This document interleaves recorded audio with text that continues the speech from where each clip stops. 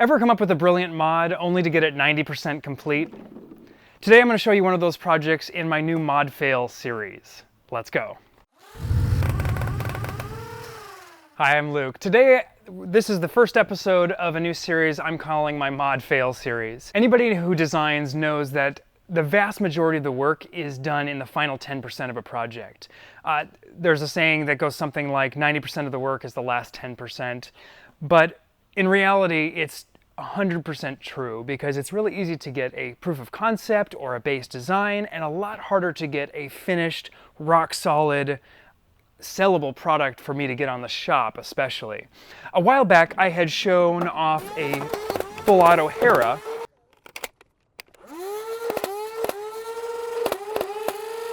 This Side-Hopper-Hera is really two parts. First, it is a side-hopper proton pack, which obviously is a little bit clunky here, but it was really more about a proof of concept. Back in my paintball days, I played with a feeder called a warp feed, which basically takes your hopper from above the paintball marker down to the side. And so when you come out of a bunker, this looks like a big target, but you only stick the barrel out, or the muzzle. And I kind of wanted to replicate that with Rival, and so when the Hera first came out, I thought this is a perfect project for this.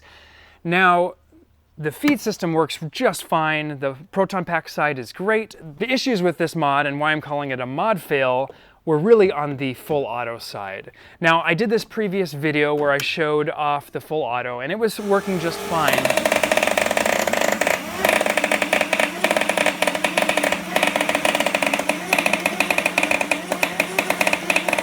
But what happened is anytime I would get a really squishy ball or a really rock hard ball, the feed would not be consistent and it would actually jam in some cases and stall and burn out the gear motor. Now this blaster uses a tiny little N20 gear motor and they don't have a ton of torque because it's a very small form factor. The reason I chose that is I wanted it to fit in here and be able to be put in without a single bit of cutting or modification to the internal plastic. So there are three parts. There's a front switch bracket. That switch bracket allows this to have a micro switch without having to cram one behind here where there's not really any room. And it works really, really well, uses a full-size 15 or 20 amp micro switch.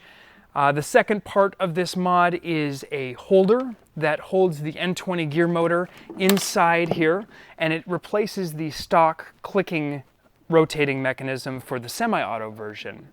And then the final part is a star-shaped pusher, which essentially pushes one ball at a time per tooth, and that gives you full auto. Now the rate of fire on this thing is just bonkers. It was close to 20 rounds a second because the run on the proton pack is so short, there's not much restriction on this hose, so this thing could just dump, but it unfortunately really didn't work out.